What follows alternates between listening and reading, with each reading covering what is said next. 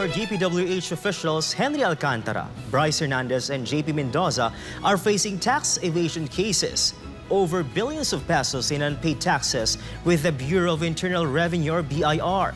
Investigations revealed that their expenses, vehicles, properties, and even allegedly millions of pesos gambled do not match their declared income. Margaret Gonzalez for the rest of the story.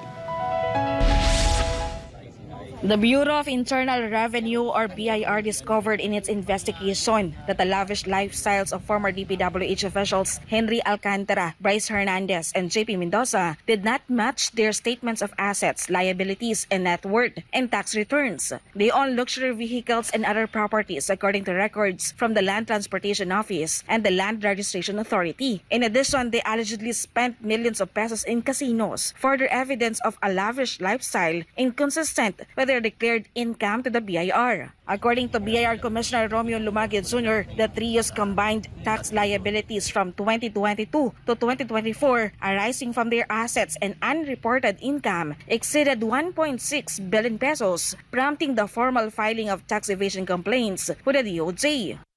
Hindi natin masabi kung ano talaga ang totoong intention, but as far as we're concerned, kahit ano pa ang intention yan ay may liable na sila for tax evasion dahil whether yan ang purpose niyan o kung ano man hindi na importante yon, dahil ang importante meron silang perang ganyan at meron silang unreported income at automatic yan ay malinaw na tax evasion ito.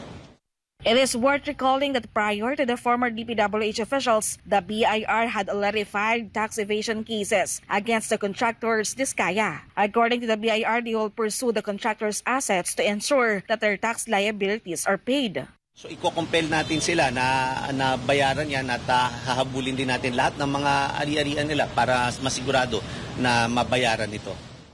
BIR Commissioner Lumagi also said that all personalities, including politicians, implicated in the flood control scandal are also under investigation. Lifestyle checks are being conducted on them. Wala po tayong pipiliin, talagang lahat po ng lahat po ng mga involved, lahat ng na-mention, lahat ng mga personalities ay iimbestigahan. Ang titingnan lang talaga natin kung tugma ba ang mga revenues sa mga ginagastos at mga ari-arian nila at kung hindi nagbayad ng tamang buwis ay yan ang hahabulin natin. The COMELEC has already sent notices to 27 contractors to appear and clarify the allegations against them regarding prohibited campaign donations to candidates. Magsisimula yun by next week upang dalhin yung kanilang mga counter-affidavit, sagutin yung mga possible na issue, yung mga allegation sa kanila na sila ay number 1, government contractors, number 2, na sila ay nagbigay ng tulong, whether financial or in kind, sa mga kandidato.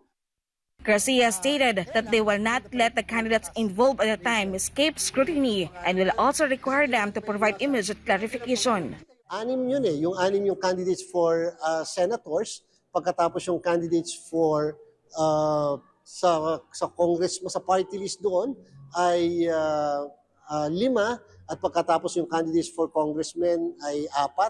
Pagkatapos, yun nga, may kandidato rin for 3 kandidato for governors at 2 kandidato for vice governor. May isa pang kandidato, may nakalikas na isang konsehal dito sa Metro Manila.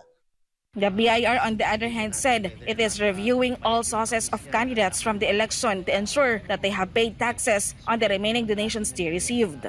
Gusto lang natin din masigurado na lahat ng mga donations ay properly accounted for at lahat ng mga expenses properly accounted for at kung may kinakailangang buwis na binayaran sila, dapat nabayaran ito. The Anti-Money Laundering Council reported that it has secured its 7th freeze order from the Court of Appeals, freezing assets worth 6.3 billion pesos belonging to former government officials and contractors involved in the flood control anomalies. They expect that with the new freeze order, many more assets will be frozen. For God and the beloved Philippines, this has been Margaret Gonzalez, SMNI News.